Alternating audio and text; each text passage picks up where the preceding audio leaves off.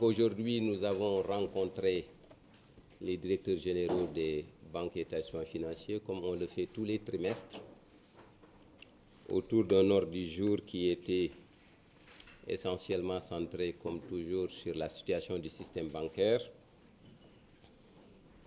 Également échanger sur les relations entre le système bancaire et sa clientèle. Échanger également sur la mise en œuvre du dispositif de financement, de soutien au financement des PME-PMI qui a été lancé par la Banque centrale et faire l'état des lieux de là où on en est. Nous avons également échangé sur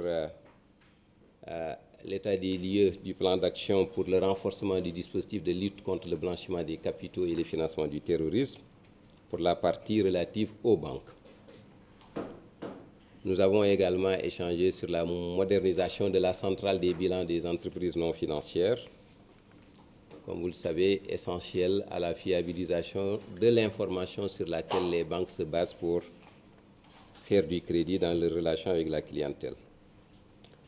Nous avons également parlé d'un sujet qui intéresse le grand public, en l'occurrence l'approvisionnement en billets de petites coupures et en pièces de monnaie de la clientèle.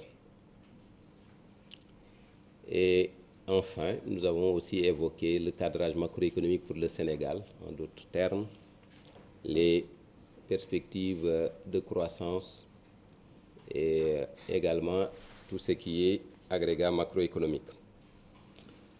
Pour commencer par ce point, au Sénégal, le taux de croissance dans le cadrage que la Banque centrale a fait devrait ressortir à environ 6% en 2019 et il est attendu en 2020 à 6,8%, grâce en tout cas au dynamisme du secteur tertiaire et grâce également aux dépenses d'investissement que fait l'État. Le déficit budgétaire, conformément aux critères de convergence de l'UMOA, devrait ressortir aux alentours de 3%. Le ratio dette sur produit intérieur brut à fin 2019 est estimé à 53,7% pour une norme communautaire de 70% et projeté en 2020 à 53,5%. Le déficit courant qui rend compte de nos relations avec l'extérieur devrait, pour l'année 2019, s'améliorer, même s'il reste encore négatif. Donc, en d'autres termes, nous avons besoin de l'épargne internationale pour financer notre balance des paiements, puisque le déficit ressort à 8,4% en 2019, après 9,4% en 2018, contre une norme communautaire de 5% de déficit du compte courant. Cela se justifie essentiellement par les importants investissements qui sont en cours au Sénégal et qui contiennent une bonne dose d'importation de biens d'équipement. Cela s'explique aussi par la facture d'importation de produits alimentaires, d'où la nécessité pour le Sénégal de maîtriser, de faire l'autosuffisance alimentaire, surtout pour les céréales. Cela se justifie aussi par la facture pétrolière qui continue à grever la balance des biens. Les créances sur l'économie continuent à augmenter. Après un léger repli en 2018 de l'ordre de 5,9%, nous escomptons en 2019 une hausse des crédits à l'économie, donc au secteur privé, de l'ordre de 8,1%. Et cette hausse devrait continuer en 2020, encore une progression de 10,1%. C'est dire que nous nous attendons à ce que le système bancaire continue à financer l'économie. Les crédits à l'économie rapportés au produit intérieur brut, qui est une mesure du degré de financiarisation de l'économie, restent l'un des plus élevés en Afrique. Au Sénégal, nous sommes aux alentours de 33%.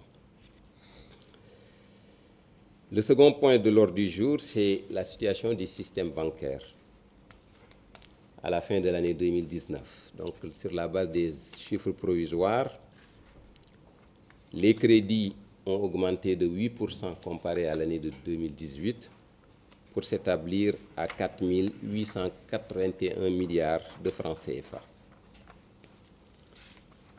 Nous continuons à avoir des préoccupations sur les créances en souffrance, donc ça veut dire les crédits qui n'ont pas été payés à temps, qui continuent de représenter environ 13,8% de l'ensemble des crédits. Cela se justifie par un renforcement du dispositif prudentiel qui exige désormais qu'une banque reconnaisse dans ses livres à temps réel les créances impayées ou les créances, disons, douteuses et litigieuses pour permettre que les banques aient toujours une santé financière correspondant à la réalité de leurs chiffres et éviter que des dividendes soient distribués alors qu'il y a des créances en souffrance. Donc, c'est un effet mécanique résultant du renforcement du dispositif prudentiel. Le taux de créance en souffrance étant à 732 milliards, chiffre qui peut vous paraître important, mais ça c'est le chiffre brut. Le chiffre net est nettement moins important puisque les banques en ont provisionné une bonne partie parce que le taux de créance en souffrance nette est de l'ordre de 5,9%. Cette situation interpelle la résolution des contentieux bancaires au Sénégal, donc entre les banques et leur clientèle, pour que ces contentieux puissent être résolus le plus rapidement possible, parce qu'un contentieux bancaire qui dure a comme conséquence que la Banque centrale va demander aux banques de déclasser les crédits en créance en souffrance, de les provisionner. D'où la nécessité aussi que le tribunal de commerce puisse continuer à faire l'excellent travail qu'on a constaté depuis l'année dernière, depuis 2018, avec un délai de traitement qui est de l'ordre de 90 jours. Parce que l'essentiel de cet encours de créance en souffrance brute est aujourd'hui dans les tribunaux de grandes instances, au lieu d'être au niveau du tribunal du commerce. L'État du Sénégal s'est engagé à modifier la loi sur le tribunal du commerce pour permettre au tribunal du commerce d'hériter des anciens dossiers et d'accélérer la procédure de résolution. Le tribunal du commerce est un tribunal où vous avez des professionnels et donc des juges. Ces professionnels, vous avez des banquiers dedans. Et le tribunal du commerce a comme mandat que ces dossiers soient traités au bout de 90 jours. L'année dernière, elle en a traité à peu près 3000 dossiers, dont l'essentiel venait du système bancaire. Donc l'appel que le système bancaire lance à nouveau, c'est que le tribunal du commerce puisse hériter des dossiers qui sont en souffrance au niveau des tribunaux de grandes instances. Au niveau de la situation du système bancaire, nous avons porté une attention particulière, encore une fois, à la cybercriminalité. Et les banques ont actuellement des programmes très structurés en relation avec la division en charge donc, de la cybercriminalité pour renforcer davantage leurs dispositifs, parce que la cybercriminalité est un phénomène mondial pour lequel il doit y avoir une réponse collective et une réponse individuelle.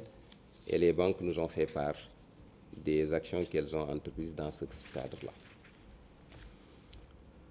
Au sujet des relations avec la clientèle, qui est un sujet d'actualité et qui occupe souvent l'actualité, les banques nous ont présenté, après les constats que la Banque centrale a fait relativement à des réclamations qui nous sont soumises, les banques ont décidé d'améliorer le dispositif de traitement des réclamations de la clientèle. Même si ce dispositif est aujourd'hui bon, il est indispensable qu'il soit davantage renforcé. Elles ont également décidé de mettre en place un cadre de concertation structuré avec les associations de consommateurs.